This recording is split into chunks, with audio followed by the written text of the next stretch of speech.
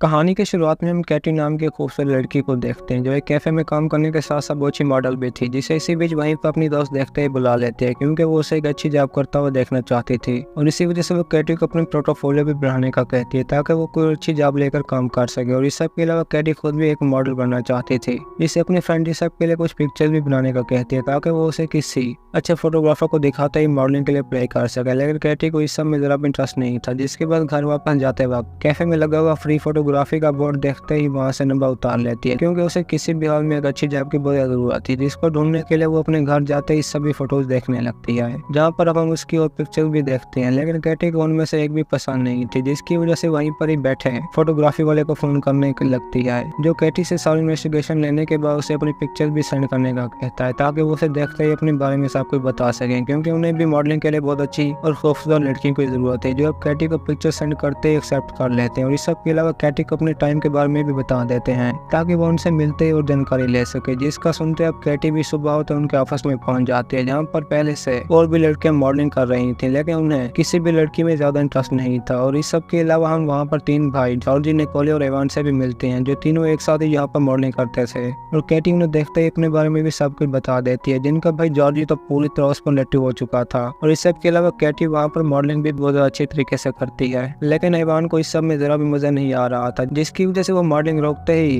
Katie को कुछ close कपड़े पहनने का कहता है, जिसे सुनते ही वो बहुत ज्यादा गुस्से में आ जाता है क्योंकि कैटी को इन सभी चीजों की जरा भी आदत नहीं थी। जिसके बाद वो उन्हें वही छोड़ते ही घर की तरफ रवाना हो जाती है। और इस सब के अलावा घर पहुंचते ही उन पर हंसने भी लगते हैं क्योंकि वो कैटी को बहुत ज्यादा फनी लग रहे थे। लेकिन आप सभी को उन तीनों के बारे में बहुत जल्द आगे पता चल जाएगा। और ऊपर से वहाँ पर जॉर्जी भी कैटी का पीछा करते पहुंच जाता है, जो इस बार कैटी से मिलने के लिए उसकी बनाई हुई पिक्चर लेकर आया था, लेकिन कैटी उसके साथ बात करने में भी जरा इंटरेस्टेड नहीं थी, जिसका जॉर्जी पर भी बहुत ज्यादा असर होता है। और ऊपर से अब कैटी जॉर्जी के हाथ पेन ड्राइव लेते ही डोर लॉक कर देते हैं क्योंकि उससे भी अब इन तीनों पर शक होने लगा था। जिसके बाद जॉर्जी भी घर वापस आता है, कैटी की पिक्चर्स देखने लगता है और वो खुद भी सब के बाद बिना देर किए कैटी के घर पहुंच जाता है, जहाँ पर उसे पहले तो जरा भी मालूम नहीं था। लेकिन आखिर में कैटी जो ही फ्रेश होने के बाद सो जाते तो उसे इसी बीच ही वहीं पर किसी की आवाज सुनाई देती है, जो जागने के बाद जॉर्जी को अपने सामने देखते ही बुरा डर जाती है क्योंकि वो उसके बारे में सोच भी नहीं सकती थी, जिसे वो बार बार बाहर जाने का भी कह रही थी। लेकिन जॉर्जी के नाम मानने पर उसे करंट लगाते ही बाहर की तरफ भागने लगती है, लेकिन अब वो भी उसे छोड़ने वाला नहीं था। जिसके चीखने के बाद कैटी का पड़ोसी जैसन भी सुन लेता है क्योंकि जॉर्जी उसे बहुत ही ज्यादा टॉर्चर कर रहा था। जिसके बाद वो कैटी को खामोश कराने के लिए उसे पकड़ते ही जोर जोर से जमीन पर मारने लगता है और ऊपर से कैटी के हाथ पांव भी बांध देता है, जो उसे बहुत ज्यादा तकलीफ दे रहे थे। लेकिन जॉर्जी इस सब से भी नहीं रुकने वाला था, जो आखिरकार कैटी की तरफ जैसन को आता हुआ देखते उससे भी चाकू के साथ मार देता है क्योंकि वो अब इसे हासिल करने के लिए कुछ भी करने को तैयार था। जिसके बाद वो कैटी का बहुत बुरी तरह रेप भी करता है और वो भी अपने साथ। ये सब कुछ होने पर रोने के अलावा कुछ भी नहीं कर सकती। तो इस सब के अलावा अब जॉर्ज भी अपनी हवास खत्म करने के बाद बहुत ज्यादा परेशान हो जाता है क्योंकि उसने एक लड़की के साथ रेप करने के लिए दूसरे आदमी का मर्डर भी कर दिया था, जिसकी वजह से वहीं पर ही बैठे अपने भाइयों को कॉल कर देता है ताकि वो आते ही उसकी मदद कर सके,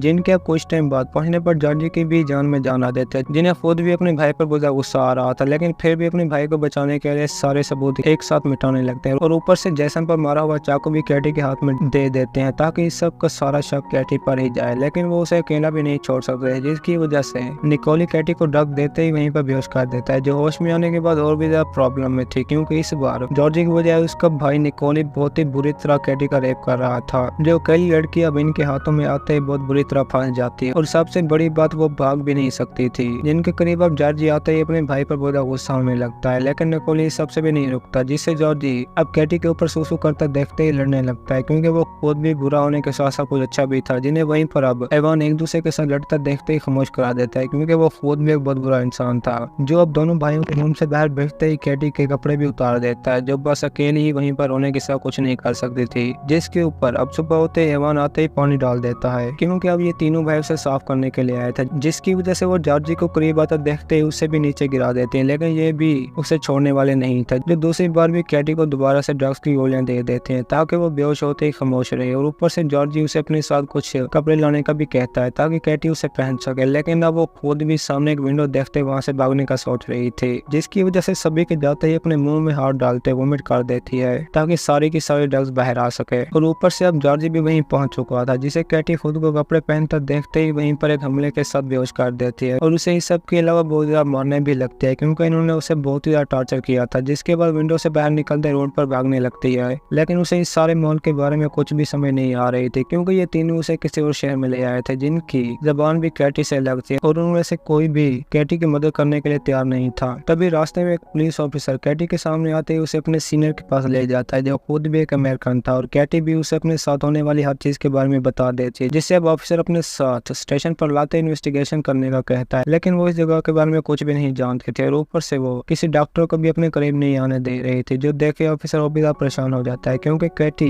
किसी भी हाल में अपने घर वापस जाना चाहते थे। जिसकी वजह से ऑफिसर कैटी के रहने के लिए रेफ्यूजी सेंटर के सीनियर को भी बुलाता है, जिसका नाम वैना था, और वो खुद भी कैटी को देख के अपने साथ ले जाते हैं ताकि वो उसे फ्रेश होने के बाद अमेरिकन एम्बेसी पहुंचा सके, जिसके बारे में कैटी जरा भी नहीं जानती थी कि ये औरत भी उसके साथ बहुत बुरा करने वाली है। जो अब कैटी का फ्रेश होने के बहाने अपने घर ले जाते ही एक रूम में ला कर देते, जहाँ पर अब हमारी कहानी में एक और ट्विस्ट आता है, क्योंकि जिन लड़कों ने कैटी का पहले रेप किया था वो कोई और नहीं बल्कि एना के अपने ही बैठे थे, जिनमें से अब एवान सामने आता ही कैटी को बहुत ज्यादा टॉर्चर करने लगता है, जिस सब के लिए उन्हें अपनी मॉम भी कुछ नहीं कह रहे थे, और वो खुद भी कैटी को चैन के साथ बांधते वहां से चला जाता है, जहाँ पर उनका एक फैमिली मेंबर नेक भी कैटी के साथ मिलने के लिए आया हुआ था, जिसके हाथों में कैटी इलेक्ट्रिक रॉड देखते ही बहुत डर जाती है, और ऊपर से कैटी की आवाज बाहर ना जाए एना भी घर में म्यूजिक फुल आवाज के साथ चला देती है, जिसके साथ अब इनका फैमिली मेंबर नेक बहुत ही बुरा सलूक कर रहा था, क्योंकि इलेक्ट्रिक शॉक लगने की वजह से कैटी की हालत भी बहुत खराब होती जा रही थी, और ऊपर से वो कैटी के प्राइवेट पार्ट को भी नहीं छोड़ता, जिसकी अब नेक के रेप करते और भी ज्यादा हालत खराब हो जाते हैं, क्योंकि इन्हें उस लड़की पर जरा भी रहम नहीं आ रहा था, जो आखिर में एवान करीब जाते ही उसे बातें करने लगता है। लेकिन कैटी के एक स्लेब मारने पर बहुत ज्यादा गुस्से में आ जाता है, जिसको अब ये सभी मार कर अधमरा कर देते हैं, लेकिन उन्हें कैटी को किसी तरह छुपाना भी था, जिसकी वजह से वहीं पर ही ग्रेव बनाते कैटी को जिंदा दफना देते हैं, जिन्हें कैटी ऐसा करने से मना भी कर रही थी, लेकिन वो उसकी एक भी नहीं मानते, और आखिरकार जॉर्जी के कैटी को लाकर देते ही वहीं पर दफना देते हैं, ताकि इस सब के बारे में किसी और को भी पता ना चले। लेकिन कैटी की किस्मत बहुत ज्यादा अच्छी थी, जो किसी तरह सैंड के फिसलते ही घर से नीचे गिरकर टनल के अंदर पहुंच जाते हैं, जहाँ पर उसकी हालत तो बहुत ही ज्यादा खराब थी, लेकिन कैटी फिर भी अपनी लाइफ बचाने के लिए अंदर ही अंदर आने वाली हर चीजों को खाकर जिंदा रहती है, और आखिरकार एक दिन किसी तरह बाहर निकलते ही चर्च के अंदर पहुंच जाते हैं, क्योंकि ये टनल डायरेक्ट चर्च के साथ कनेक्ट हो रही थी, जिसे एक दिन वहाँ का फादर खाना उठाते पकड़ भी लेता है, लेकिन वो कैटी को कुछ भी नहीं कहता, और ऊपर से उसे कुछ खाने के साथ साथ कपड़े भी देता है ताकि उसकी हालत अब बेहतर हो, जिन्हें कैटी लेते ही दोबारा से टनल के अंदर चली जाते हैं, क्योंकि वो खुद भी इन सभी से बदला लेना चाहती थी, जिसकी वजह से एम्बेसी के सामने आते ही वहीं पर रुक जाते हैं, जो अब तीनों को मारे बगैर यहाँ से जाना भी नहीं चाहती थी, जिसकी वजह से चर्च के अंदर जाते ही वहीं पर बाइबल पढ़ने लगती है, जिसे फादर भी देख रहा था, लेकिन वो उसे बिना बताए वहाँ से चली जाती है, जिसके सारे प्लान के बारे में फादर बाइबल पढ़ते ही जान जाता है, जिसके ऊपर वेंजेनेस इज माइन लिखा हुआ था, और वो इस सब के बारे में पुलिस अफसर को भी बता देता है, क्योंकि फादर इतना तो जान गया था कि इस लड़के के साथ कुछ तो बहुत बुरा हुआ है, जो अब सुबह होते ही जॉर्जी के सामने आते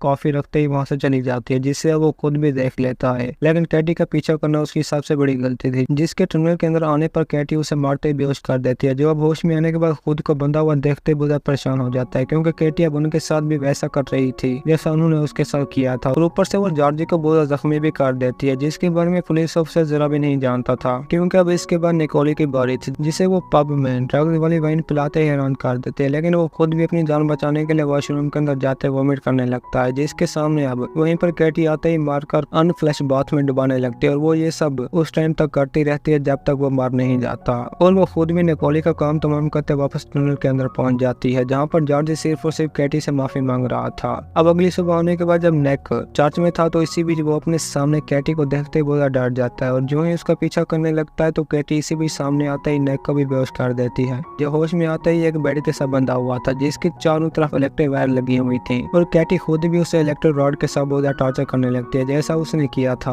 और आखिर में सभी वायर को कनेक्ट करते ही नेक को करंट लगाते मार देती है, जिसके बाद अब बारी थी एना की, जो अपने घर को उजड़ा हुआ देखते ही सबके बारे में जान जाती है, और कैटी खुद भी उसे सभी की तरह बेहोश करते टनल के अंदर गिरा देती है, जहाँ पर वो होश में आने के बाद कैटी की तरह ही बॉक्स के अंदर बांधती है, और वो उसे मारते ही अधमरा कर देती है, जिसका बेटा इवान अब घर पहुंचते ही सबके बारे में जान जाता है, क्योंकि अब पुलिस ऑफिसर को भी फादर ने सब कुछ बता दिया था कि वो अपने साथ बुरा करने वाले सभी लोगों को मार रही है, जिसके बाद ऑफिसर फादर के कहते ही टनल के अंदर चला जाता है, जहाँ पर अब इवान जॉर्जी को देखते ही बहुत ज्यादा डर जाता है, जिसे अब कैटी सामने आते ही बेहोश करते बांध देती है, और इसे तो बाकी सभी से बहुत ज्यादा टॉर्चर करती है, और इस सब के अलावा इवान के प्राइवेट पार्ट को भी पूरी तरह डिस्ट्रॉय कर देती है, जितने में वहीं पर अब पुलिस ऑफिसर भी पहुंच चुका था, और वो बिना देर किए कैटी पर गन फायर कर देता है, जिसका फायदा उठाते इवान जो ही कैटी को पकड़ता है तो इसी बीच ऑफिसर भी गुस्से में आकर उसे शूट कर देता है, जिसके मरने के साथ साथ कैटी का बदला भी पूरा हो चुका था, था, जो अब इसी के साथ ही सुबह होते अमेरिकन एम्बेसी में पहुंच जाती है ताकि अपने शहर में वापस पहुंच सके। और इसी के साथ ही हमारी आज की ये कहानी भी खत्म होती है। दोस्तों, अगर आपको हमारी कहानी पसंद आई है तो वीडियो को लाइक और चैनल को सब्सक्राइब जरूर कीजिए।